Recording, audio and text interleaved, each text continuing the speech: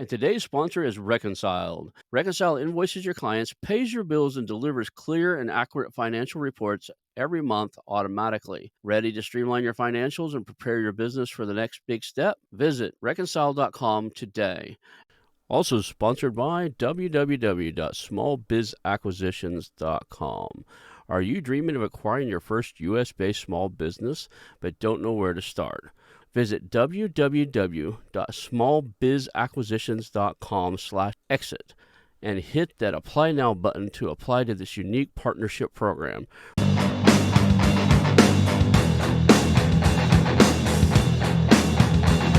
Hello and welcome to the How to Exit podcast, where we introduce you to a world of small to medium business acquisitions and mergers. We interview business owners, industry leaders, authors, mentors, and other influencers with the sole intent to share with you what it looks like to buy or sell a business. Let's get rolling.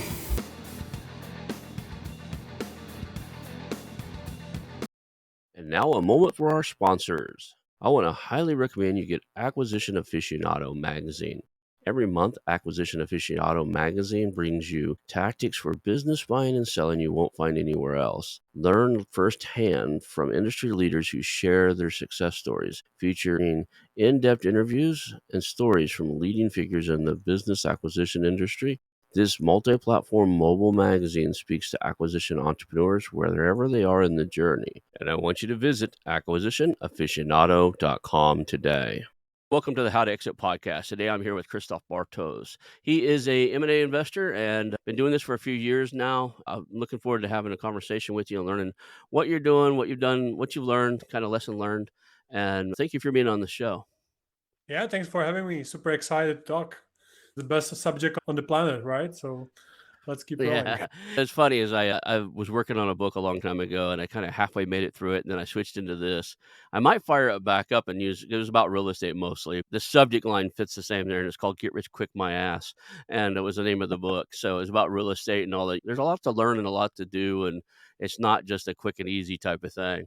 I think it applies to this industry too. Maybe I'll fire it back up, add a few chapters to it about this, and release it about just business in general. Let's start with kind of your origin story, man. I always joke on here and say, hey, you were born, then you ended up on a show about mergers and acquisitions. Can you tell me about the gap in between there? So who are you? How did you get into this space? And we'll just start there.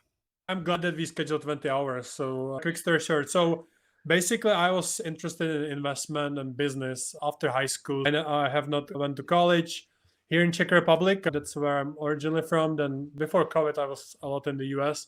Now I'm finally able to travel back. I am kind of like global citizen, I guess. But now I have all the businesses in the US. I exit last business here in Czech. So just to give a perspective on the location as well, and started in the financial advisory business, like basically selling and stuff. Then hate how it was done.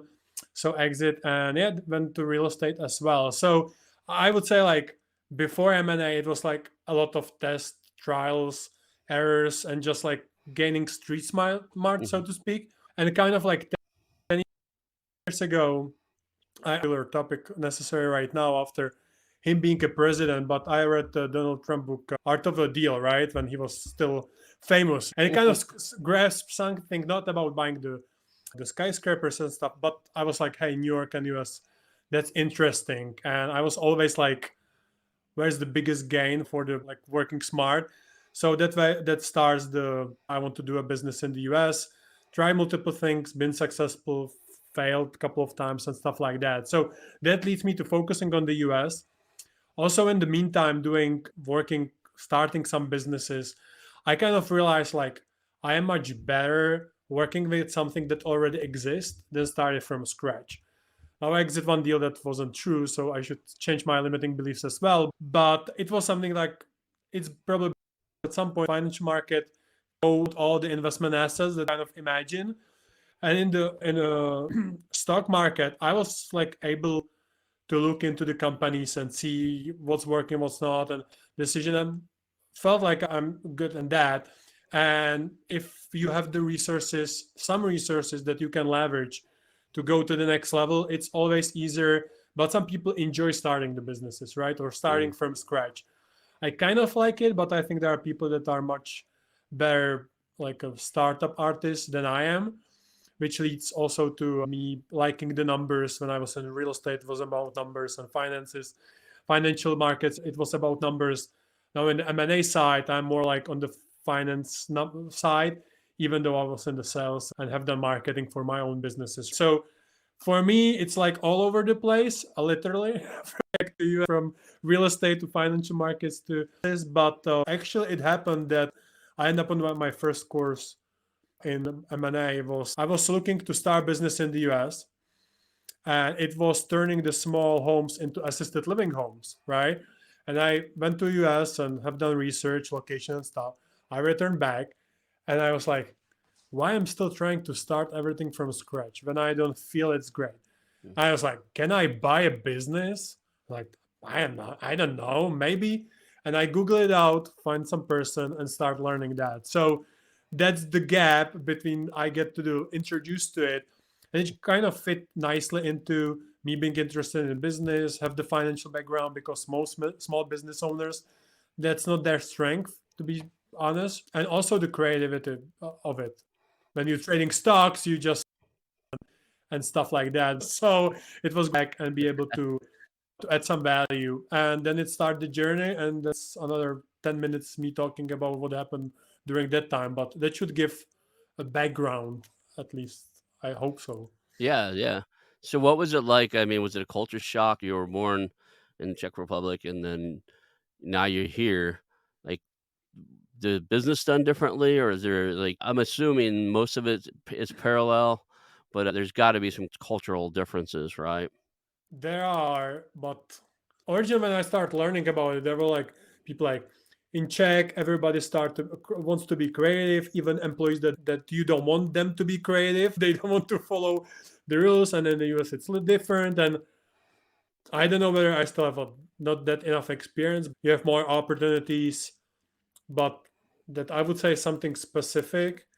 I don't know. Like I just like the combination of both worlds. So people in Czech will have a discussion about terrible taxes, and I'm like, come on, this is how it is really somewhere else, right? And all people in the US will kill for taxes like we have here. But on the other hand, you have the opportunities here. It's a little bit smaller, and then you can do a business in the US much better after COVID as well, with all the Zooms and stuff, and still live outside and have lower cost of living, and it's kind of fun. I think it was a disadvantage for a long time, but I finally think I kind of overcome it.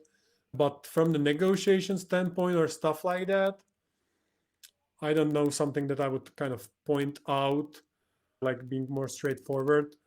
It's Here, about people, not about nationality, I would say. you said it's people more straightforward. Is that in Czech or here? I would say like it depends on the individual people more, but I think, oh, that's tough call. Most people will listen it from US, right? I don't know. I know good people and bad people in Czech and the same in the US. It's the same It's more here about too, finding the right? deal, finding the right people. Here we were talking about who's more honest. When I said Americans lie more, I'm talking about like on their financial reports and stuff. You're going to discover things and non-disclosed things on our financials more so than what I've seen in Europe and stuff. Now in Europe, they have like what they call that company's house or whatever. They're accustomed Yeah. to being audited and have their books looked at. And I also mean, not if you ask a human a question here in the United States, it's the same. Some are good, some are bad, so I'll lie to your face and some won't. But when you look at things like their LinkedIn profiles or what they put on websites and stuff like that, their revenue and stuff like that's like filled in surveys and stuff, almost all of them bump it up a little bit. Here, Yeah. you start Like digging into it.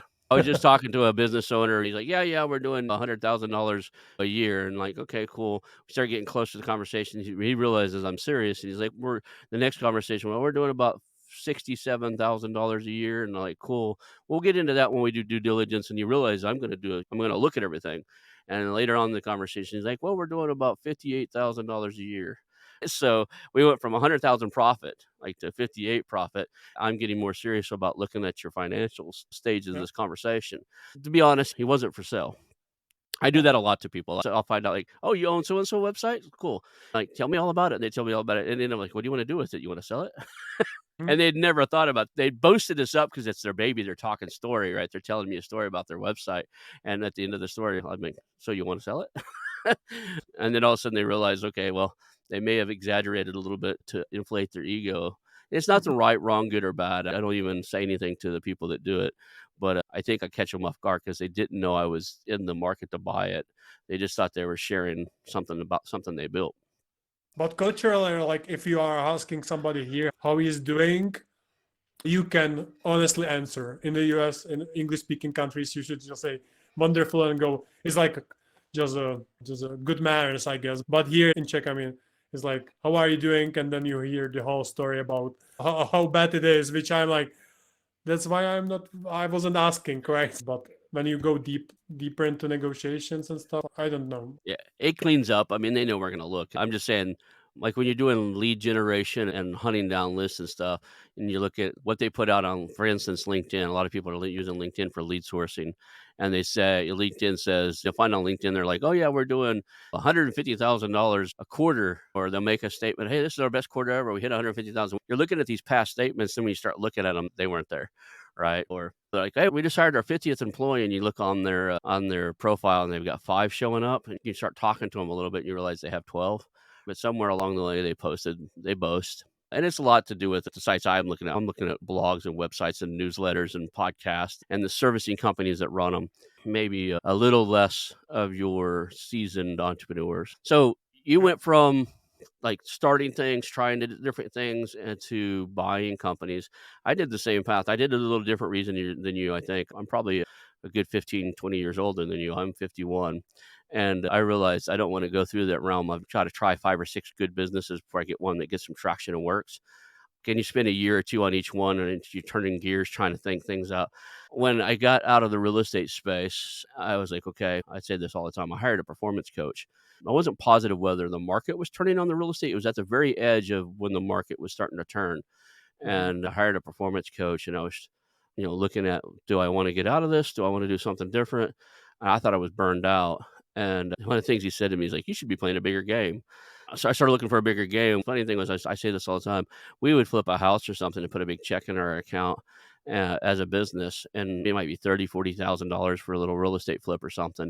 Mhm. And in the back of my head, I'd hear his voice like, "But you should be playing a bigger game." But he was a good coach. That's Yeah. good. That's great. So I got into the space because I was like, I don't want to do another startup. I say that I'm always playing around with little things, but I Yep. want I want to take things that are running really well and maintain them and maintain the legacy of them, merge them together, make something good out of them, or keep the good that's there and improve upon them. And that appeals to me more than 5 years of 60, 70, 80-hour weeks to do another startup and then to only find out I didn't have product market fit, raise a bunch of capital, all that. That's a young man's game. It happens to me all the time. Like I can tell you that I don't know whether all of them, but the I remember those. So the businesses that I would start and would not be Mhm. a fit at that time, somebody else, for example, one specifically right now, it's working perfectly. It was just too early. For example, I took a lot of things from US and want to apply it here. That was like the first strategy. Yeah, teaching people here about financial market was a bad idea 7 years ago. Now people are making a lot of money because the market shift, right? And it's like, Mm. is it really worth it when you can look at companies that are, it's always interesting, like when you look at the statistics, right? Like if you are doing over $1 million of revenue in the US, you are like 4 to 5%. Like when I say something like it to somebody, that's not right. Like if you are just having over $1 million of that, you are such a rare unicorn. But then there are all the 95% of other businesses that haven't made it, right? The same is over 10 years, that's just like 5%. So I don't know whether they are the same companies or different. It's like over 10 years, over $1 million of revenue, you are like 2 to 3, 5% best businesses in the US. And then if you sell it, then you are like a super rare unicorn, right? So how you can get there faster. And there's a reason why in the US you have things like SBA loans that always put less and less restrictions because all those people retiring but your audience knows it. But again, I think like why everybody start a business and that's the way how to do it, which obviously it's statistically not. Okay. Still having a little bit of, you broke up there for that conversation a little bit. If you're listening to the show, we're talking about some really cool stuff. I'm going to keep going, but just apologize for any of the audio issues we're having at the moment. So for the listeners listening to it, hang in there with us. We're going to have this conversation, and hopefully we can clean it up enough that it's not too annoying when you listen to it. So, but you are chopping up some. So now what are we up to? So you're in the space, you were in the financial sector. I talked to you a little bit before the show. I know where you went to, and it's something that's near and dear to my heart. My master's degree is in marketing. The first big project I played with was a big marketing roll up. I know a little bit about marketing agencies. I created one of my own, and that's how I got into real estate. Is my biggest client bought my marketing agency and brought me in house. So he came down 2 or 3 different times and said, "Hey, why don't you just come upstairs?" Because he actually rented the space. I think he had this plan for a while because he moved from his office to the floor above mine, and he would Oh, always have me come up there and work with him and do stuff for his team. And then one day he came down and said, why don't you just come up there and work, be part of our team?" And I was like, "Well, I'm doing this thing." And he's like, "Well, I'll buy you out." And so he got, and I had a baby on the way. My wife was probably 6, 7 months pregnant at this point. So he gave me like, "Okay, I'll give you steady income." Cause when you're starting a marketing agency, it's just hit and miss. Right. yeah. And we did seminars and stuff. But anyway, he gave me a steady income, gave me some cash up front and did some other stuff. And I was like, "Okay, I'll go up there." So the one thing about real estate that's always good as a marketing nerd is you could be really bad at marketing and still make a lot of money in real estate because the margins are so high, right? So you can be sending lots of direct mail out and lots of things out, and I look like a genius because all I had to do is kick off the activities, and even if we had mediocre results, the profit was great. Mhm. And I used to tease him about that. I was like, "I'm not the genius that you think I am. We send 3,000 letters out a month. We're going to get some phone calls." But anyway, so you're in the marketing agency space now. What have you learned in that space? And we'll have some discussion around that just because I know some downfalls and issues in that space you got to really watch out for. And I'm curious on how you're going to address them when you get there. So tell me the kind of marketing agencies you guys are looking at, what you've acquired or looking to acquire. So originally, as I said, I was looking for healthcare companies and stuff like that at the beginning, but then I realized it's a little bit easier to do deals in the business to business sectors. Mm. And then I was like, hey, we probably need, the financial issues, right? Distressed deals, whatever, a lot of those issues. But when you are talking with small business owners, they always think the revenue is the solution. I don't know why. I think it's the biggest myth in the business. Like everybody's like, if I grow revenue by X amount, I will be without cash flow issues. Not, it's not the case. You will probably have more cash flow issues if you're like, okay, so what about we add the marketing and you kind of give the people what they want and then you support what they actually need, right? Which is something completely different, or not people but the companies if we are buying 100%. So we decided to go into that route, and because we wanted to use like SBA loans, you need to have some experience, like it's kind of mandatory. So we went to that part just from the premise of everybody else will need the marketing as well. Right now, we start to look not hard, but a little bit into manufacturing companies because I like it, or we like the sector, but also the marketing agencies support manufacturing. It's one of those verticals. So for the manufacturing, we can really support all of that. So I guess at the beginning, I was more esoteric about the business, right? Like I want to do this and I want to be free and stuff like that.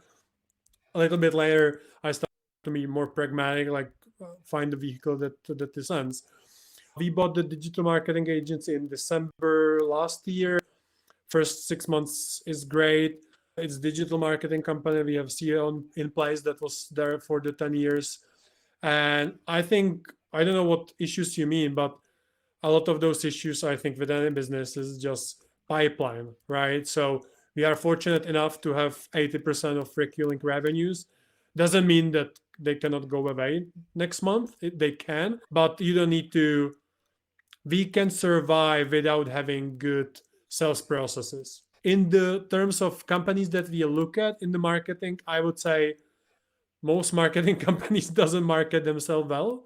They don't have the business development sort out. It's usually a lifestyle business at that point, and they don't want to grow, don't want to manage 20 employees again. So kind of like a stable. But the most definite one is again the finances, because they usually don't know what's happening. And now with the company that we bought, I kind of had to do new QuickBooks because for some issues that wasn't problematic short term, but long term, like for the financial intelligence, would not be great. So we are doing it from the scratch basically. And for the first 6 months, I really don't have that much intelligence as I would like to have from the financial standpoint. So I look at the bank account and I'm super not happy about it. But that's how most business owners are running their business. They just pay the Mm, bills, look at the bank account, and if there is a amount of capital that they want to have, it's good. Second part is they get the financial returns at the end of the year. They look at the below the line number, right? And if the number is mm. great, they have a drink. And if it's wrong, they have two drinks. So which is not me, that's Keith Cunningham quote, which I just like. I love. So they don't know that. That's really tough. And that's what we can improve relatively quickly from the cash collection, cash flow perspective, and stuff like that. So I would say these two are the biggest. And then also being small players, it's kind of limiting factor. Yeah, that's where I was gonna go with it. So the 2 biggest things I see with the market agencies is, one, like you said, they're usually lifestyle businesses. It sounds like you've got some ones that actually do recurring revenue. So the digital and doing ad placement and that type of stuff, SEO work and different stuff, that's ongoing. But a lot of them have the artistic side, the logos and stuff. So you're doing a lot of one-time work.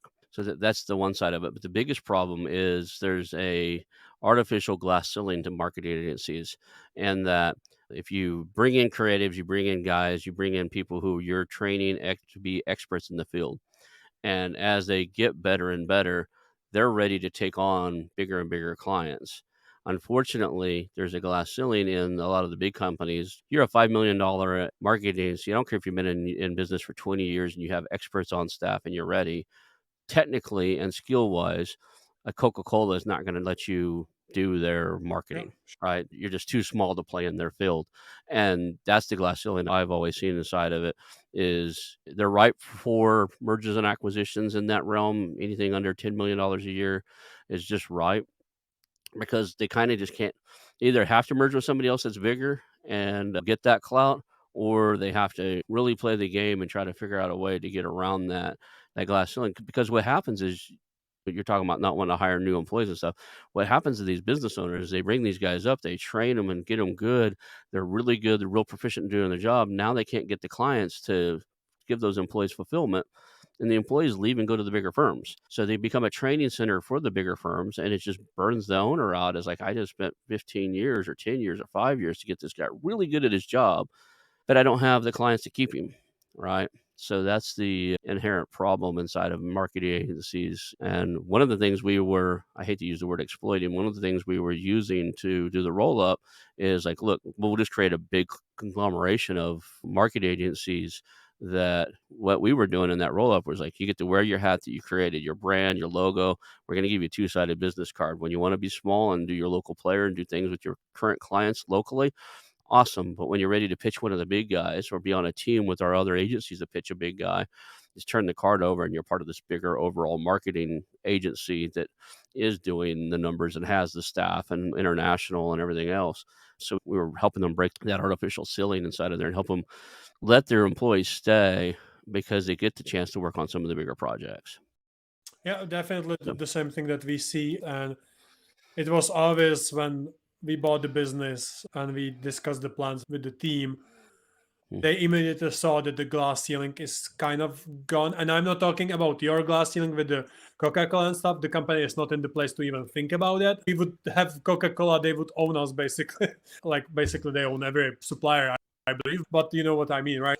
That wouldn't be that, but even the glass ceiling of the seller that was ready to retire. So there's multiple glass ceilings that you can break, and then that's exactly the plan. And usually those companies are good at something and are not good at other stuff. Also, a nice concept that I was kind of halfway joking was it's good to have two marketing companies because they can do marketing for each other because they suck so much to doing marketing for themselves. That's maybe better to have second one that yeah. would do a marketing for them. So, but that's all the opportunities that are there, right? Like if it would be perfect business, it wouldn't be for sale, or I wouldn't have any way to finance that part. So those 1 to 5, 1 to 10, as you said, companies, you get a lot of leverage once you have it. And I just true that once you have deal in that sector, then every other deal is easier. Just if I compare the discussions that we have right now as agency owners than before when it was like we want to get into it, it's different. But yeah, definitely agree with those opportunities, I would say, but there are also challenges for people that don't have those strategies that we are talking about today. So agree. Cool.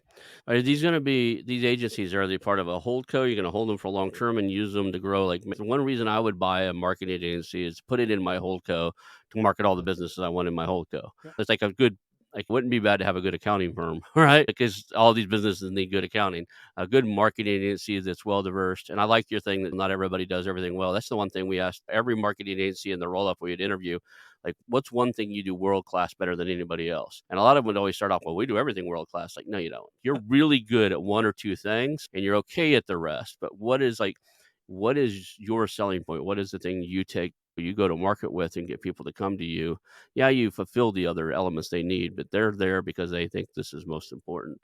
And most agencies, unless they've acquired other ones or they've got a really diverse team, they're really good at one or two Yeah. things. They're really good at SEO, or they're really good at ad placement, or they're really good at brand and logo design. But usually they're really good at one or two things. Yeah, or the sector, right? Specific. Yeah. So the plan, there's a lot of models that you can use. Like once you buy 10 companies and you optimize the cost base and do synergies, and you will be $1 gazillion company. I don't like that particularly. I'm looking at it from the like being investor side, and for me, it's upside. It is great potential. So even as we are right now working on $10 to $25 million private equity fund, just to be able to buy bigger companies, I'm Mhm. like approaching it. Hey, investors, like get in for the past, and these are all the opportunities. But put actual numbers in it. I think maybe it's great to make a made up number, but for me, it's like made up. So I approach it from this perspective. I approach it the same way, or we, I should say, with my business partner and our team is to exit the same way. So I have a couple of ways to do it, and I'm not set at either of them. But I like the idea that you said as well, which was our original one, and still is the highest probability, is to keep it, grow it, and Mm. support any other business that we do. And we chat before we start the podcast. We want to go into other business services as well as accounting and stuff like that, which is cool. For Right. example, right now, like fractional CFO, that he bought a couple of accounting firms himself. So we were thinking maybe we can kind of partner up together to buy more of them, right? So we Mhm. have definitely ways to do it. So that's the plan, that's the bigger goal. Obviously, if you are looking to raise capital at some point, it will be great to have a success story of you bought five, you put it together and sell it for 2 times more that you bought it. So at some point where it will be sellable again, which is not right now, we will definitely look into it. But also that's what I like about the fund structure, because we can potentially buy like with the SBA loans and other stuff, we can buy those companies like 1 to 3, 4 million revenue, less than $1 million of profit, a couple of them for $5 million, and then for 4 times multiple, 3.5 times multiple, stuff like that, and Mhm. potentially put it into the fund for 6 times or so. But then the fund is buying those companies for 6 to 10 times and pile it up to the bigger pie that you can eventually sell to private equity or take it public. So that's kind of the stepping stone that I see. But Right. I don't want to like, hey, this is the plan and this is what we will do 100%, because one thing is guaranteed, everything will change, right? So I think the flexibility is a power.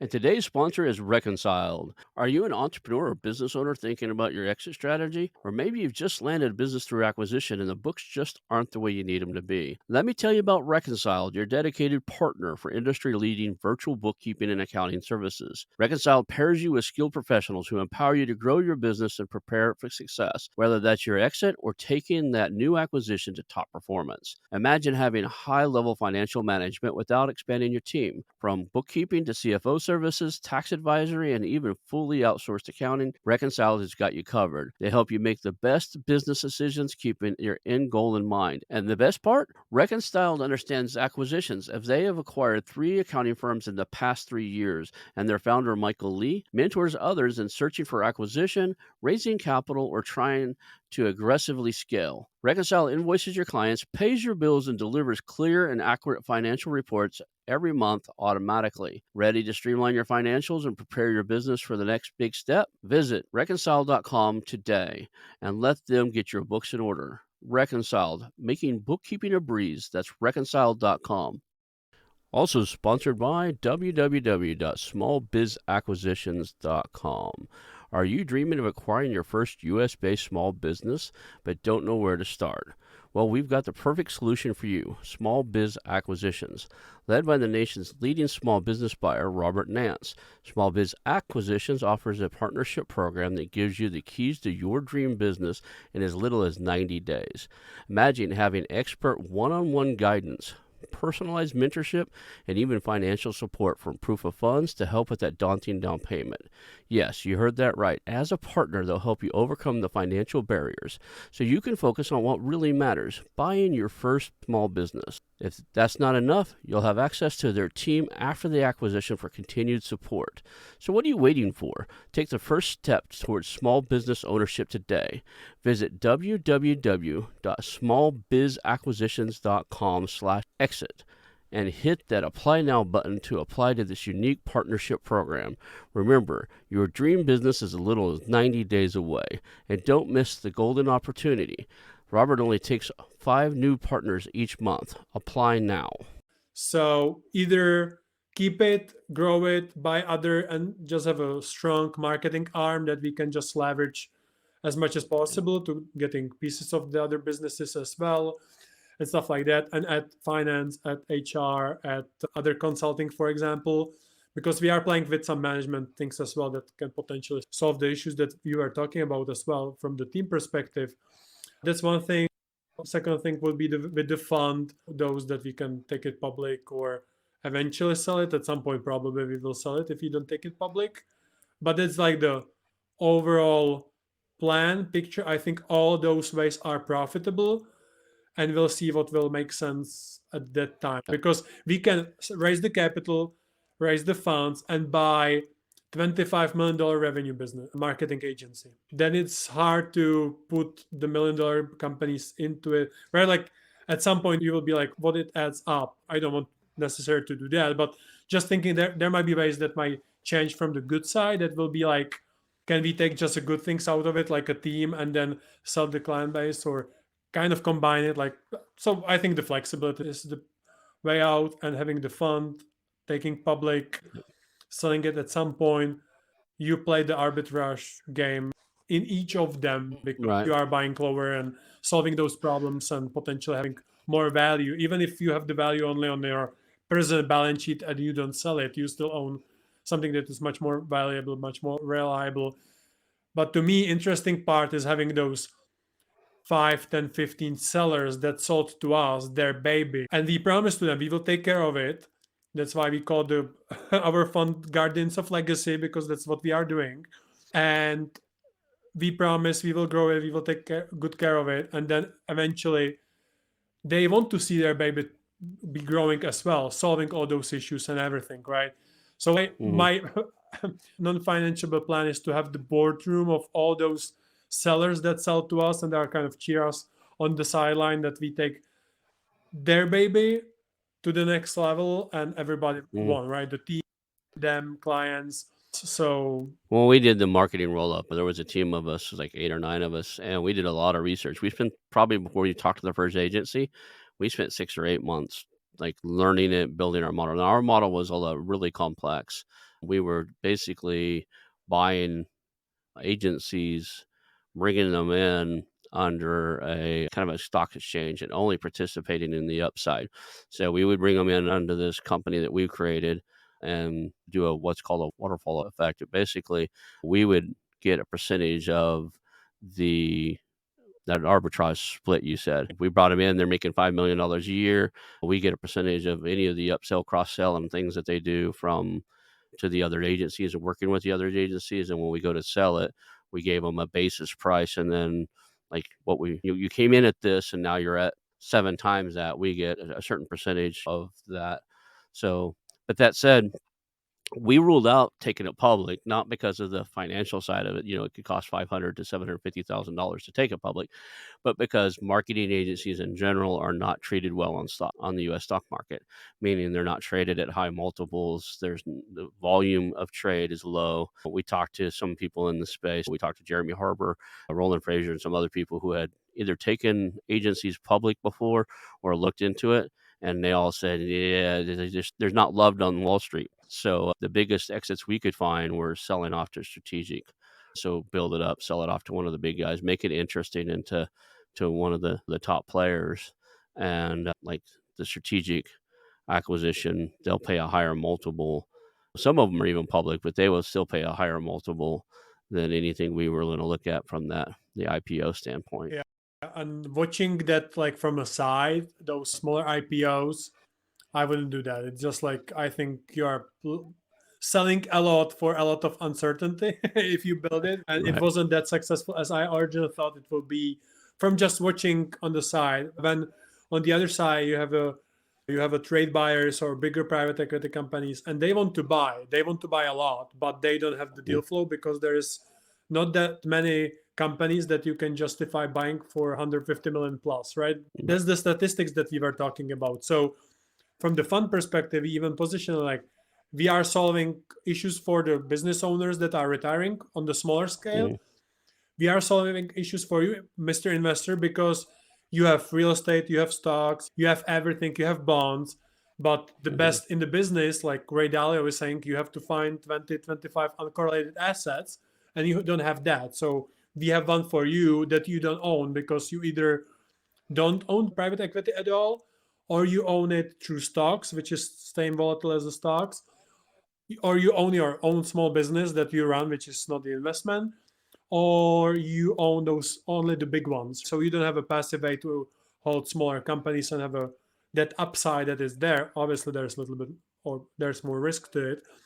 And then we are solving it for the bigger market that looks to buy, and there's a bunch of money to be used to buying bigger companies, but they don't have a deal flow because there's not that many companies. So these are the three problems that I see in the market if we are talking about it as having it as a business, and how you can scratch that is those three things and be flexible on that approach.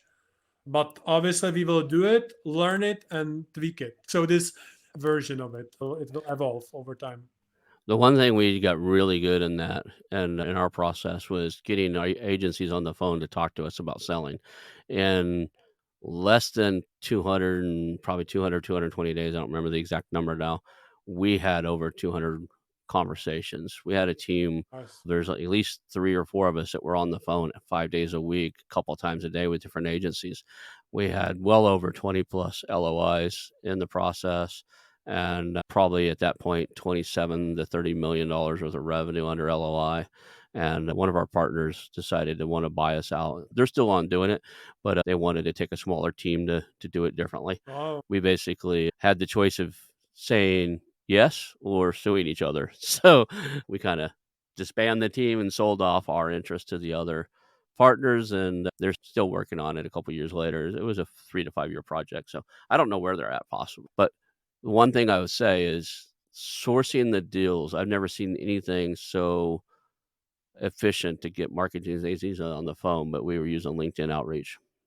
it was LinkedIn, and it And was LinkedIn LinkedIn before they changed the restrictions or after? Because I've right in the middle of it. Right in the middle of it. Like oh, we started the first week we started, they were letting us contact 300-400 person, and then bam, it was like 100 people per week per person.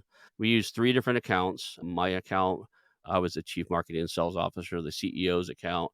And anytime you put CEO, you get more response because everybody wants to talk to the CEO. They don't want to talk to the chief marketing and sales officer because they think you're going to sell them something, right?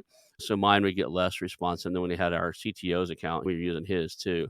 And we were all maxing out. Now, I'll tell you, they say that their limit is 100 per week, But if you really tweak your scores, even today, I can send out 180 to 100, almost 200 connections per week, but I just keep my what they call social selling index score and some other stuff really high and really interactive. I don't do much automated right now because I don't have a big project going on. Occasionally, I'll do a little blast where I send out a bunch of requests to other acquisition entrepreneurs or people like brokers in the space and stuff. But the marketing agencies, they're on there because they're B2B, right? Yeah. They're the LinkedIn's where they should be hanging out. So they're on there and they do respond. Yeah, I had a great success before the limit restrictions.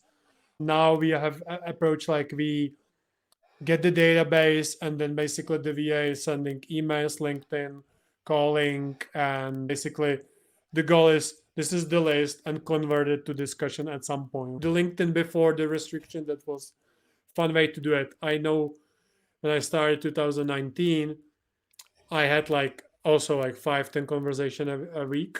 It was Mhm, brutal, but that was the way how to learn it. Some people mhm, like we haven't discussed that, but some people like, hey, if I want to start, like how I will learn, like do it. You have to have a mhm. tons of conversation to dial it in, which I was coaching a couple of people that started in that. That's how I met my business partner. And the successful ones had discussions. The unsuccessful spent hours and months working on their LinkedIn bio. Yeah. So that's the difference. You'd be surprised on how many like, we did use automation tools, I'll just admit it. There's a free course on my, on our newsletter on the hub, which is thehub.acqhub.com, but there's a free course on there, how to set up LinkedIn automated outreach for anybody that signs up to that, and it's an hour and a half on how to do it. But we use the automation tools to start the conversation. I don't recommend, and I let some people try it, but it's not a good idea to try to automate the entire process. But if you just wanna reach out to people and say, "Hey, I wanna connect with you. I'm this type of investor. I'm looking for this type of acquisition. Are you interested in connecting with me and having some form of conversation?" And less words than that, I guess. But you can get you'll get a lot of connections and you'll get a lot of, "Hey, I'd like to chat with you." And the real trick is with the automation tools can help with some of those limits and stuff because you can only have so many connection requests out at any given time so they can clean up. Like you can tell it to only keep the connection request for 21 days. If they don't respond by then, delete them so that you always can play at the maximum of your 100 per week. Like I said, I use a tool called Meet Alfred. I used to use Duck Soup, but it's too simplistic. Matter of fact, Duck Soup reached out and had a call with me to be one of their influencer sponsors, and like we had a conversation around. I was like, until you fix some of your stuff. Now it's supposed to. There's a release that was supposed to come out in July that put it in the cloud, so maybe they fixed it, but I haven't seen the new better version. Yeah, But I have done the same, but I at some point I ran into issues with LinkedIn and I've profile locked a couple of times, and I was like, I'm not doing it. I have too many connections to mess up with it. So now it's VA doing it manually. I don't know. Like they have done a lot to prohibit us doing it. Exactly this what we are talking about. yeah, I have like 15 or 12 or 15,000 followers and then probably that many or more connections on there. So it's important that I don't mess mine up. I just know their limitations and I throttle everything on the automation tools. And if you look at their terms of service, they say they don't allow it, but they do allow all these APIs to hook into it. So they know that they're running. It's just you gotta like it can't be spammy. If people start submitting or telling it, clicking on there and reporting it, then you're not talking to the right people. So it's really about targeting. Like when we were doing market agencies, we had a very specific profile that we are looking for because we knew they had a problem. They were in this zone where they were facing the problem we solved, and they'd want to talk to us, right? So we weren't reaching out to every marketing agency or marketing agencies way big that would never apply. We were really trying to tone that in and really create detailed searches so that our message would appeal to the people receiving it. One of the problems people get all the time, and they get locked, their accounts locked and everything on LinkedIn, is they go, I want to talk to every marketing agency or I want to talk to this broad of a selection. Well, if your message doesn't appeal to them, then it's very spammy to just reach out and say, hey, I've got a message for you. But if you can get to a point where you can target like these people, this particular laser focused market has problem X, Y, and Z, and I have a solution for it, you can get results out of it. So the problem is when everybody else starts doing it. It's like right now, I get a dozen a week people connecting to me. I can SEO, YouTube better. Once everybody starts doing it, then you basically tune it out, right? When I'm ready for a better SEO on my YouTube, I won't pick any of those guys because there's so many of them. You go to their channel and they got less followers than you do, and you're like, why are you marketing to me? Right. Going back to the how you reach out to them, I have never seen anything work better on that one. We tried some of the other stuff. We actually had cold callers and stuff like that, and we didn't get that much results from those guys. Yeah, it's like you have to test it out, right? I think when we get into issues was I would just send no invites and then start sending even the limit invites, right? And that Yeah. will always pick it up. And also not having premium LinkedIn. That was probably stupid of us to not have that. Like I think if you pay them, they will be a little bit more. Yeah, I was paying for all of it, like Sales Navigator Premium and some of the other stuff. I think even I had an ad account on there. I was buying some ads for other stuff. I guess they don't want to lose you if you're sending them money on a regular basis. Yeah, For between Sales Navigator Premium and ads, I was probably spending $200-300 a month with them, yeah, right? Nothing huge, but also not nothing. So there is that, and there's a ramp up period. If you pick your right software, the right software won't allow you to just blast 100 for the first week, especially if they notice you don't have but 400 or 500 connections or 1,000 connections.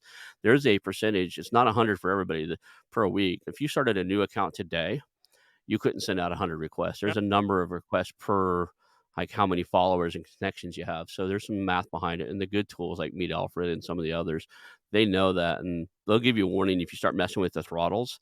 They'll say don't do that if you don't know what you're doing because you can get your account locked. So the default ramp up period. That's valuable discussion for everybody.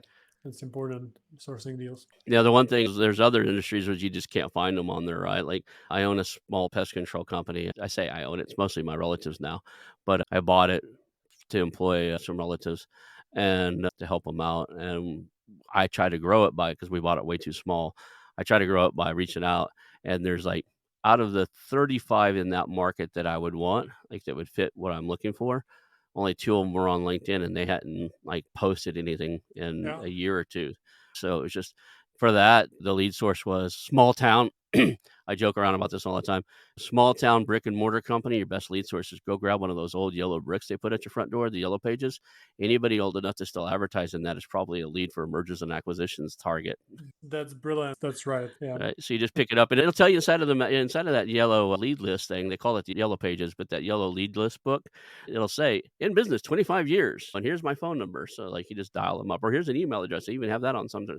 You can dial it up or put the email in there and send them a message, go, "Hey, I'm looking to acquire said companies in this market. Are you interested in having a conversation?" I haven't called them in a while, but for a while there, I would just call everybody and go, "Hey, it's me again. You ready to retire yet?" Because they're so used to hearing from me, and they'd already told me no. But I'd call all 35 of those guys, like, "Hey, yeah. it's me again."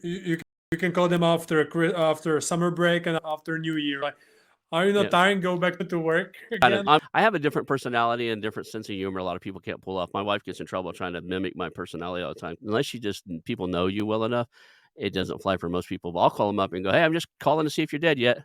Like, "What do you mean dead yet?" I'm like, "Well, if you're gonna work in that place until you croak in that chair, right?" And they're like, "No." And I was like, "Okay, well, when you're ready to retire, let me know." They know I'm playing, Yeah. right? But it's just I made friends out of a lot of the guys. But so what's next for you, man? You've got a marketing agency, digital. You're gonna acquire a few more of those, or are you? I mean, what's your game plan right now? What are you guys currently working on?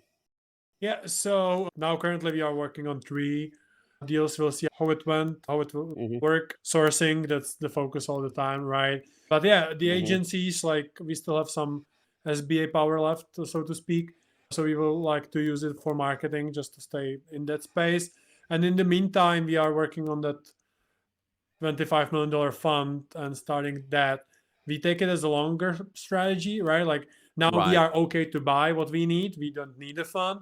But on the other hand, then you max it out and you say like, what's next? And it will take you 3 years to get to some level, right? So I am not like the person that would do something for 20 years again, which is why this business fits my personality well.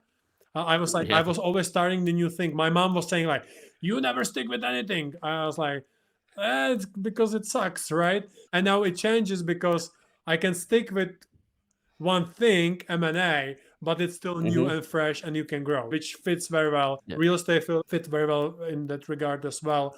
But this is even more unique because you have more levers that you can play than real estate. That's why I left Yeah. real estate, so to speak. We'll get back eventually at some point, but not now.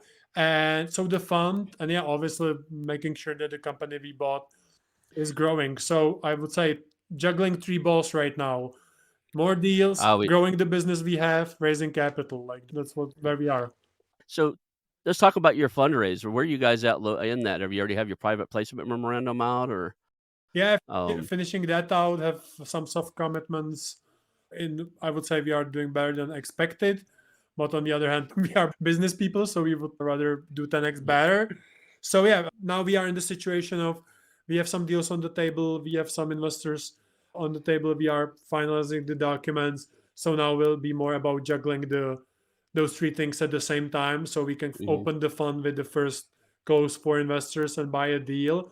So mhm. everybody is kind of on that standby of like, and we are updating them. So I don't know whether I'm even should talk about fund, but yeah, it's just what we are planning. That's not Yeah, that's fine. that's I was asking mainly because if you were just like you got all your planning done and you're ready to find somebody, I actually have interviewed somebody on the show recently that I think they've got their act together. They've been doing it for a long time. They're great. They have the team to do the private placement memorandum, and the thing that sets them apart from everybody else is they went out and got all the SE license, not only just to raise capital and to raise debt, to do crowdfunding and all the other cool stuff you can do, but they also went out and got the SEC licenses to do secondaries. And if you know what secondaries are, a lot of times it's basically selling that investment to another investor before you exit. So, secondaries are critical when you have investors who are maybe they're accredited, but they're got other projects going on and they don't want to be tied up with anything right now for 5, 10, 15 years. They don't know what your long-term goal is. You have to really define like this is a 3-year play, this is a 5-year play. If your fund manager, the person who actually helps you build and raise the funds, if they're licensed to do secondaries, you have that clause is like, look, if you have to sell it, need to sell it, whatever, we just go back to these guys. They have not only do they have a license to do it, they've built a marketplace for people looking for the secondaries. So I was just curious where you're at on that. I've interviewed quite a few people, and I've only seen one or two that actually went the extra mile to get the all the different licenses to do the full spectrum of not just raising capital for VC and stuff. I don't know if I'll go down that path. Here's the reason why. I'm building a holdco right now. I'm wanting to hold this stuff. I don't have intentions on, like, selling these right away, and I interviewed the guys for the space I'm in, the big player, I would think, one of the bigger players is companies like Treasure Hunters. I interviewed one of their founders, and 2 days later, he pitches something to all of us, not just me, but to a lot of people. They're selling one of their better entities, and I'm like, "Man, this thing's really good." I didn't want it because 'cause he'd already done everything I wanted to do. He's selling it at the top. He bought it, he cleaned it up, got better ads, really, really made it nice, and now he's selling it at a higher multiple than I would be interested. I reached out to him and said, "Why are you selling it? Right? It's a great product." He goes, "Well, it's on our first one of our first round raises, and we have a commitment to make those investors liquid." So when you buy stuff like that, you have promises that okay, it's a 5-year project or a 3-year project. yeah. You'll end up selling something you might want to really hold on to. You can always set up like a second fund and sell it to that. So Yeah, there's like ways around it. But yeah, I know yeah, what you mean. Obviously, if yeah, you can do only distressed deals and consulting equity forever. I think there is a limit to that. We haven't touched on it, but I have done it and not distressed deal, but even if I could, but the like partial consulting for equity and stuff like that. And like if the just think about all those things that you want to clear up in the business, but the seller is still staying. Like you will have some friction. They will think that you don't know what you are doing, and it looks nice, and maybe it was just me not being specific enough yeah. and stuff like that. So definitely can be better. But I would rather take a risk, buy the business, and if we are doing great job, do great. If we are doing poor job, do it poorly, right? Buy more and buy the successful ones.